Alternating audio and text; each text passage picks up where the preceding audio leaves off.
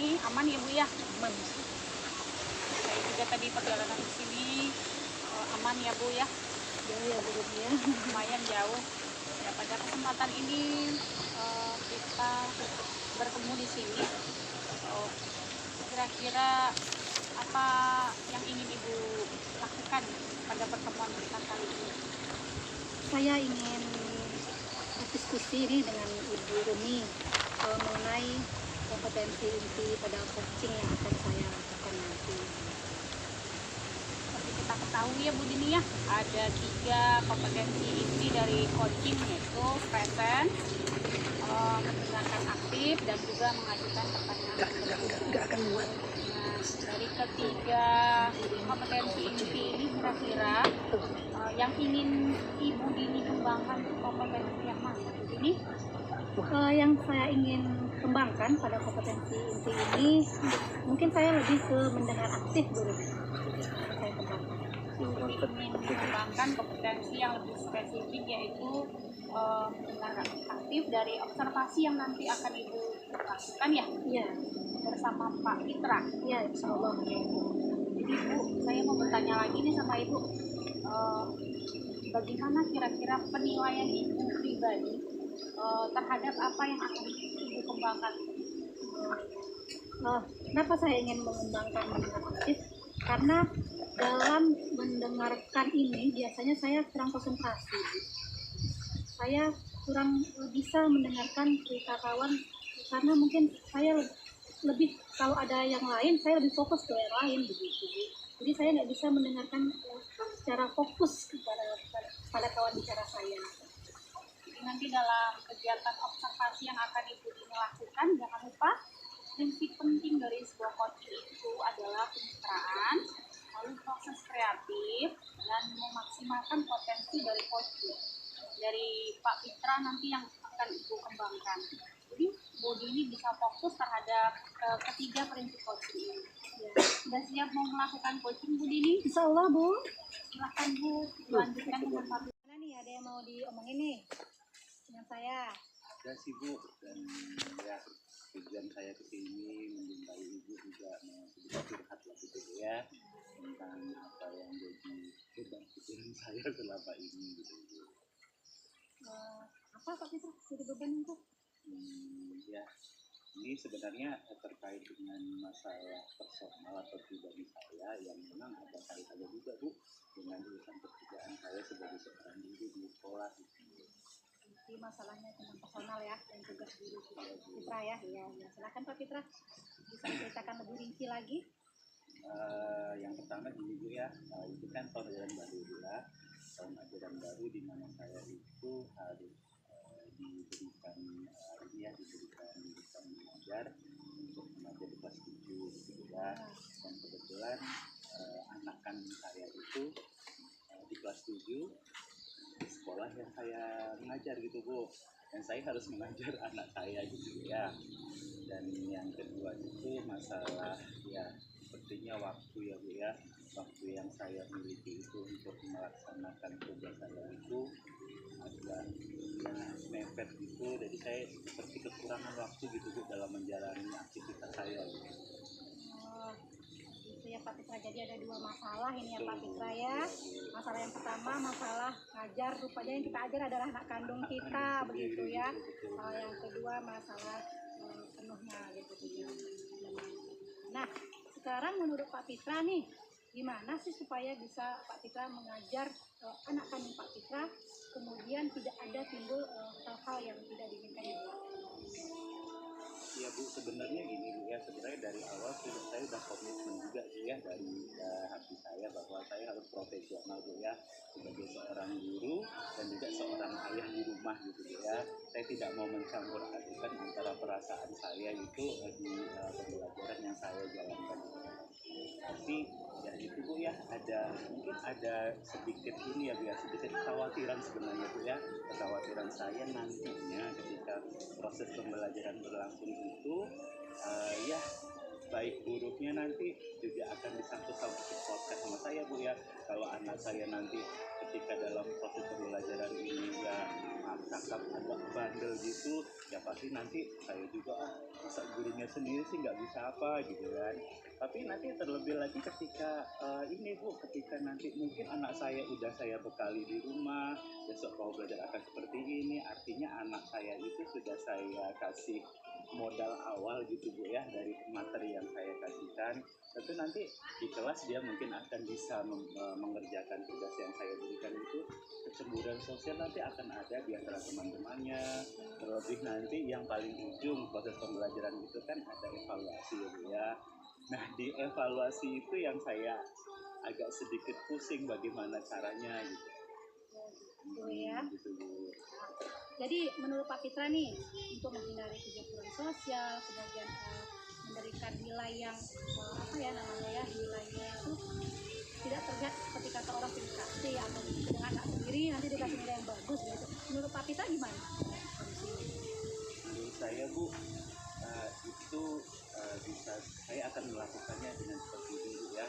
Ketika pembelajaran akan dimulai, apalagi ini ya Bu ya, baru-baru mulai mau pelajaran, saya akan memberitakan kepada murid-murid saya seluruhnya bahwa konsep atau sistem penilaian saya itu akan seperti ini.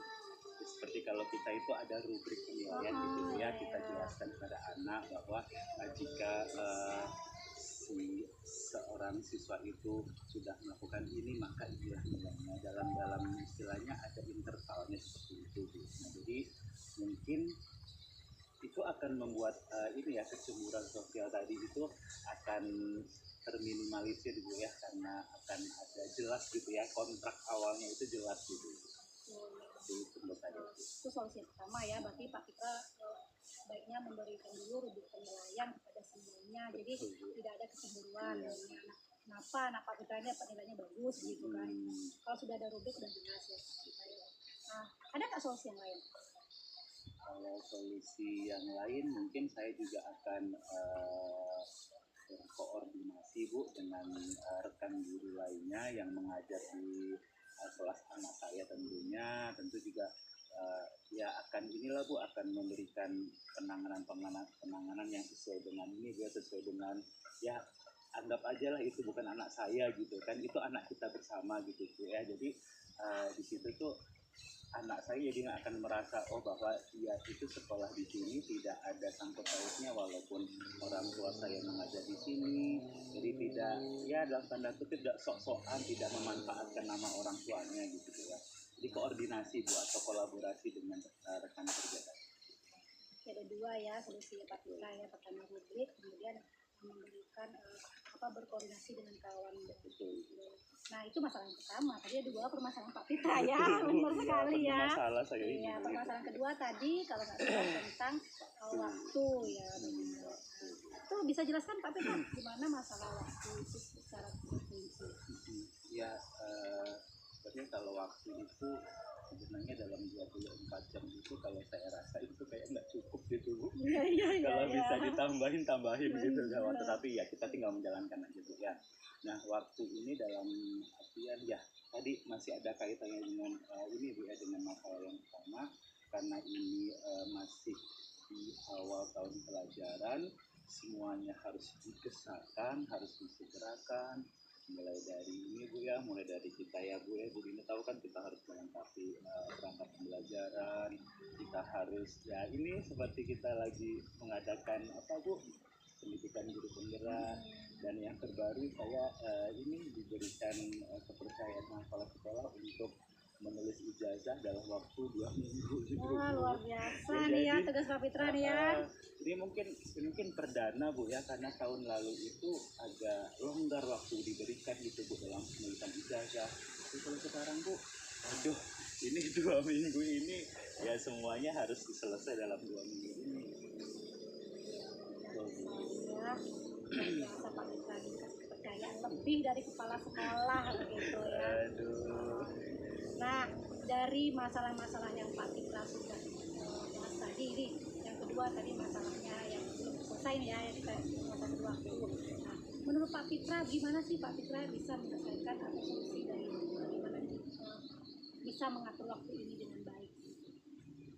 Kalau saya lebih kepada pembuatan jadwal ya, dan masyarakat ya saya harus bisa menganalisis gitu Bu ya, mana kegiatan mana pekerjaan yang harus saya utamakan, terus ya seperti buat list lah gitu Bu ya, daftar kegiatan mana yang intentnya terdekat itu yang saya fokuskan terlebih dahulu seperti ini Bu ya. Selain untuk apa CBP juga untuk saya mengajar di kelas, menulis ijazah, dan juga ada beberapa kegiatan lain ya. Kalau saya rasa salah satu jalan keluar yang harus saya lakukan adalah kegiatan jadwal yang harus sama.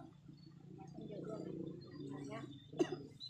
Alhamdulillah ya Pak Fitra, dua nih kasus salah Pak Fitra yang sudah Pak Fitra ceritakan kepada saya, dan alhamdulillah juga Pak Fitra sudah mencoba mencari solusinya gitu kan. Kira-kira dari masalah ini yang mana yang dalam waktu dekat ini Pak Fitra akan laksanakan lebih dahulu? Kalau yang saya lakukan dulu sebenarnya untuk masalah saya kali ini bisa saya kerjakan di waktu yang sama gitu ya. Ya kita juga harus bisa berimbang gitu Bu ya, berimbang melakukan apa ya seperti tadi ya, memasarkan masalah pribadi dan itu berkenaan dengan anak kandung saya tadi yang menjadi murid saya sendiri, dan juga tugas utama saya menjadi seorang guru. Tapi yang memang saya prioritaskan memang yang pertama Bu ya, masalah yang kedua maaf Bu, masalah yang kedua karena itu memang sudah dikasih tenggat waktu sama atasan bahwa saya memang harus menyelesaikannya dalam waktu yang Ini kan apa sih ya, banyak ya tugas yang harus Pak Fitra laksanakan ya. Insya Allah banyak, Ya kan, memprioritaskan yang pertama dulu begitu kan. Nah, yang prioritas pertama ini apa nih Pak Fitra? menulis ijazah dulu. Menulis ijazah dulu ya Pak Fitra ya. Karena itu memerlukan ini Bu ya, memerlukan ketelitian, kecermatan gitu Bu ya. Jadi memang perlu ya, selain dikejar-kejar waktu juga harus ya cepat, tepat, dan akurat gitu. Apa nih Pak dilaksanakan nih Pak? Mulai nih. Insya Allah dalam beberapa jam kemudian setelah ini ya Pak Fitra, luar biasa saya akan langsung mengeksekusinya. Nah, kadang kan kita nih dalam sudah kita rencanakan, tapi kadang kita tuh lupa gitu kan Pak Fitra. Kira-kira ada nggak rekan kerja atau orang yang bisa mengingatkan Pak Fitra supaya tidak lupa dalam tindak lanjut atau menyelesaikan tugas yang Pak Fitra jadi prioritas ini?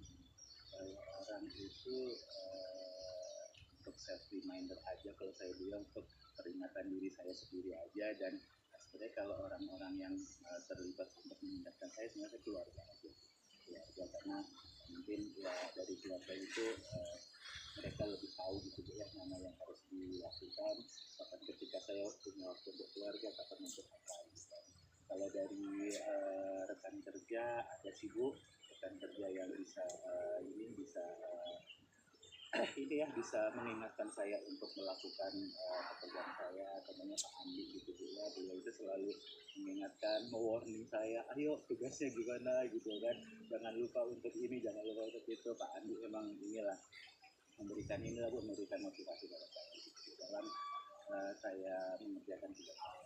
Oke Pak Fitra, jadi alhamdulillah ya apa yang Pak Fitra lihatkan ke saya, apa yang sudah Pak Fitra ceritakan ke saya, Pak Fitra sudah bisa menemukan solusinya ya dari dua permasalahan tadi ya. Saya simpulkan bahwa mungkin persoalan yang pertama, mungkin Pak Fitra akan membuat rubrik penilaian masalah kecemburuan terhadap anak bapak dan menjadi siswa bapak begitu ya. Memang Betul. gitu.